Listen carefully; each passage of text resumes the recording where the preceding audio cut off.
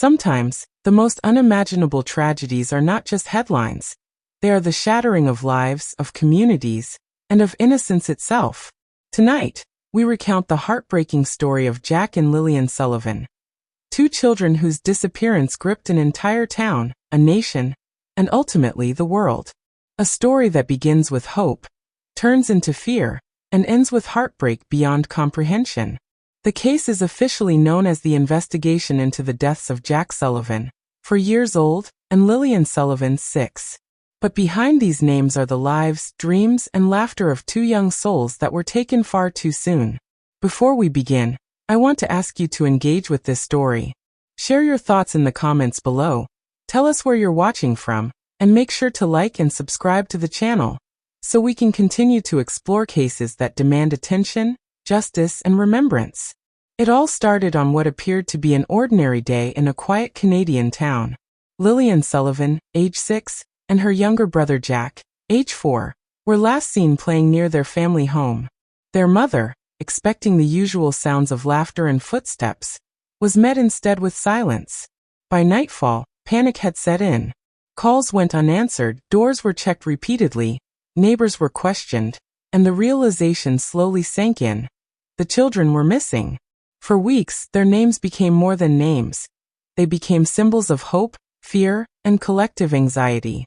Flyers bearing their smiling faces were distributed across town, in neighboring communities, and online. The Amber Alert system was activated, urging anyone who might have seen them to come forward. The Sullivan family was thrust into a nightmare every parent fears. Sleep became impossible. Every moment was filled with desperate prayers, frantic searches, and a painful uncertainty that grew heavier with each passing hour. Volunteers from across the community joined the search. Farmers left fields unplowed, students left classrooms, and neighbors combed forests, rivers, and rural roadsides. Every lead, no matter how small, was followed with determination born of love, grief, and desperation. The RCMP immediately launched one of the largest search operations the town had ever seen. Officers coordinated with ground teams, specialized K-9 units, and air support. Helicopters swept over forests and farmlands, while divers searched rivers and ponds. Every stone, tree, and trail was examined meticulously. Despite the exhaustive efforts, there was no sign of Jack or Lillian. No footprints. No abandoned clothing. No whispers of movement or distant cries. Just silence. This silence, this void, became unbearable, not only for their parents but for the hundreds of volunteers and community members who refused to give up hope. Candlelight vigils were held nightly. Flyers plastered windows, church bulletin boards, and gas stations. Social media became a lifeline, connecting a grieving town to hundreds of strangers who offered prayers, support, and encouragement. Yet as days turned into weeks, the initial hope began to fray. Weather worsened. Cold nights, thick fog, and rain slowed the search and added to the frustration. Every potential sighting ended in disappointment. Volunteers grew exhausted. Investigators faced dead ends. The once lively streets and playgrounds now seemed haunted by absence. The breaking point came on a quiet morning when the RCMP called a press briefing. Reporters assembled, cameras were ready, and the community waited with bated breath. The announcement was brief but devastating. The bodies of 6-year-old Lillian Sullivan and 4-year-old Jack Sullivan had been found in a remote wooded area far from the town. The terrain was dense, almost impenetrable in places, covered with thick brush and towering trees. The RCMP secured the area immediately, ensuring volunteers and onlookers stayed at a distance while forensic experts carefully documented the scene. Bright yellow evidence markers dotted the ground. Photographs, soil samples, fibers, fingerprints, and DNA evidence were collected meticulously. Every detail mattered. The RCMP statement was measured, but the grief was palpable.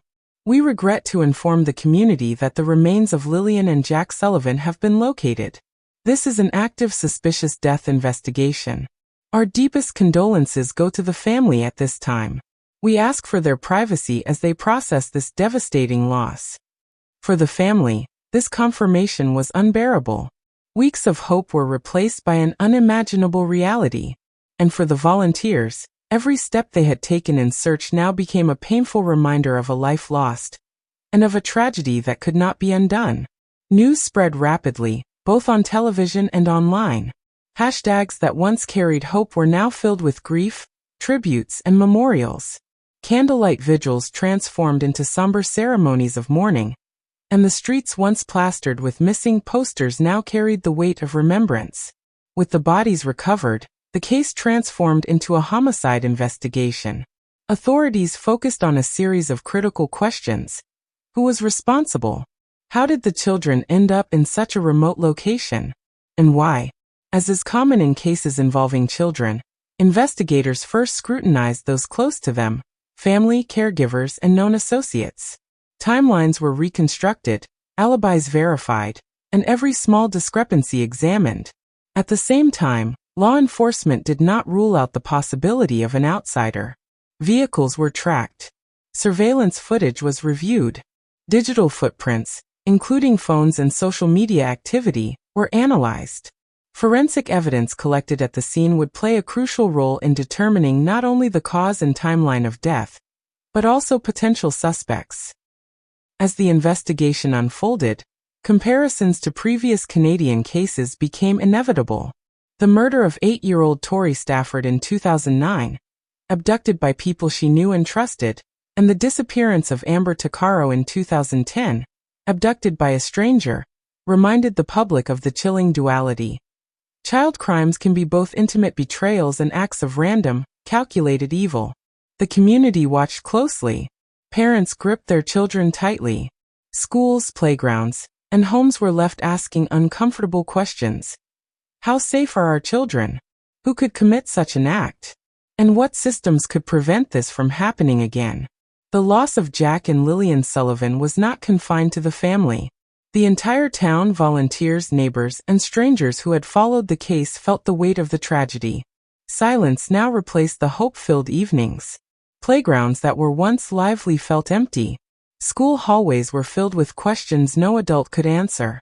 The family's grief was compounded by the relentless attention of media and the public. Every detail, every theory, every update, true or speculative, added pressure to a family already facing unimaginable pain. Even those who had never met the children felt a connection, a shared sense of responsibility, and sorrow. Social media was flooded with artwork, tributes, and remembrances. The world collectively mourned, proving that innocence lost resonates far beyond immediate surroundings. This case, as tragic as it is, raises questions beyond the immediate loss. How vulnerable are children, even in seemingly safe communities? How do we detect and prevent the threats that may hide in plain sight? It highlights systemic questions about response protocols, community vigilance, and digital tracking of potential threats. But it also underscores a harsher truth. Tragedy can strike despite the best efforts of law enforcement, volunteers, and caring neighbors. For investigators, it is a reminder of the complexities inherent in crimes against children. For parents, a painful reminder that innocence is fragile. For society, a call to examine how communities, authorities, and individuals can protect the most vulnerable. Jack and Lillian Sullivan were more than victims. They were children who brought light into the world, even in their brief years. Their laughter, curiosity, and joy were stolen far too soon. As we remember them, it is essential to honor their lives, not just the tragedy that ended them. To keep their memory alive, to reflect on the lessons their story teaches, and to demand vigilance, protection, and justice in our communities. If you've stayed with me through this story, take a moment tonight to hold your children a little tighter. Remember the fragility of life and the power of love. Share this story. Keep Jack and Lillian's names alive. Discuss their case, reflect on it, and let it inspire awareness, vigilance, and compassion. And if you want to continue exploring these stories with us, subscribe to the channel, hit the notification bell, and share your thoughts in the comments below. Tell us where you're watching from. Your voice matters because this is about more than crime. It's about the lives we can protect and the memories we carry forward. The tragedy of Jack and Lillian Sullivan is a reminder that while hope can be fragile, it must never be abandoned. Their story is now part of a larger conversation about justice, innocence, and the enduring need for communities to care for the most vulnerable among us. Even in heartbreak, their names will not be forgotten.